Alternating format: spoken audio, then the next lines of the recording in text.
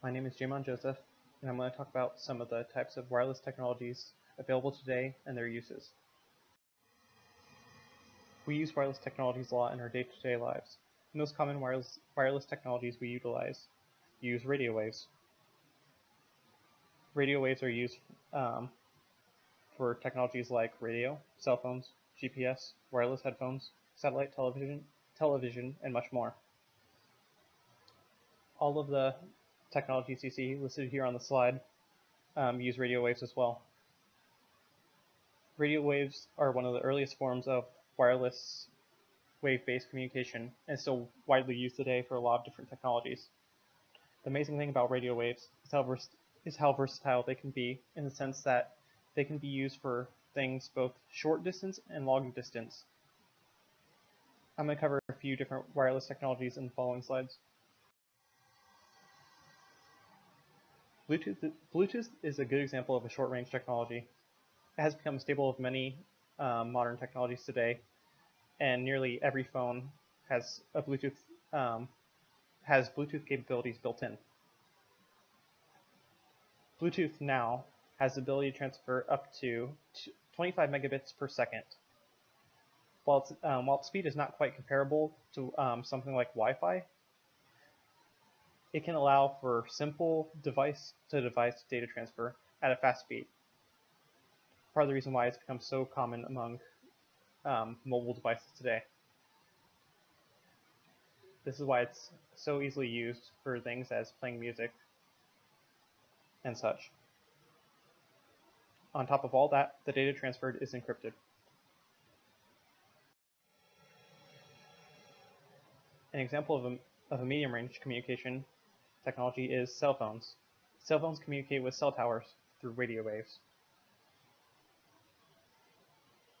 There are three different ways cell phones communicate with the cell towers, which are TDMA, time division multiple access, CDMA, code division multiple access, and FDMA, which is frequency division multiple access. The notable thing about these three methods are the way that they communicate with a tower. FDMA assigns each call to a certain frequency.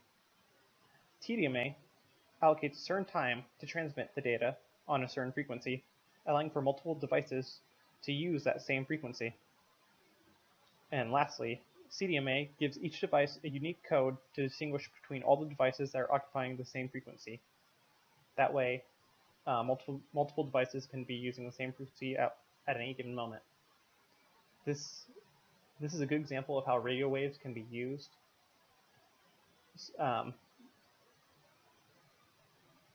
among so many different devices at once. Radio, microwave, infrared are all terms used to describe the wavelength ranges of waves on the electromagnetic spectrum. You can see in the table here the wavelength ranges for each category in the electromagnetic spectrum. Radio, as I already mentioned, is widely used for wireless communication, but it's not the only type of wavelength that is used to communicate data. Infrared is another type of wavelength used to communicate data, although it's not quite as common as radio waves. You can see in the table some other types of wavelengths that are used for technology, such as X-rays, which, as you well know, are used to X-ray bones, and gamma rays.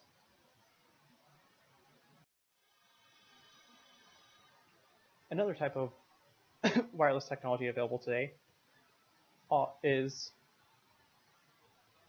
the wireless charger. Wireless chargers are something unique that have been making their way into new technology. Samsung has already implemented it into some of their newer smartphones, and I think it's something that we can expect a lot more of in the future. You can see here on the slide how the wireless charger works. To put it simply, it works by creating a magnetic field between the transmitting and receiving coils to generate current, and that current is used to charge the device.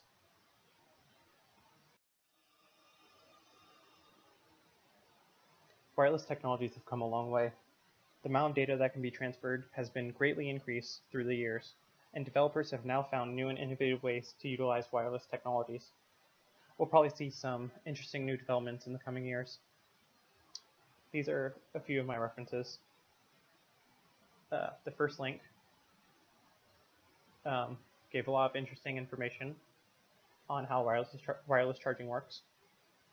The second link provided me with the information on how cell phones communicate with cell towers.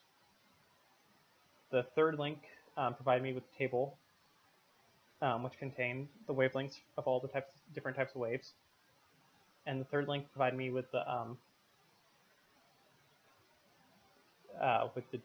data on how Bluetooth communicates at the speed at which Bluetooth communicates. Thank you for your time.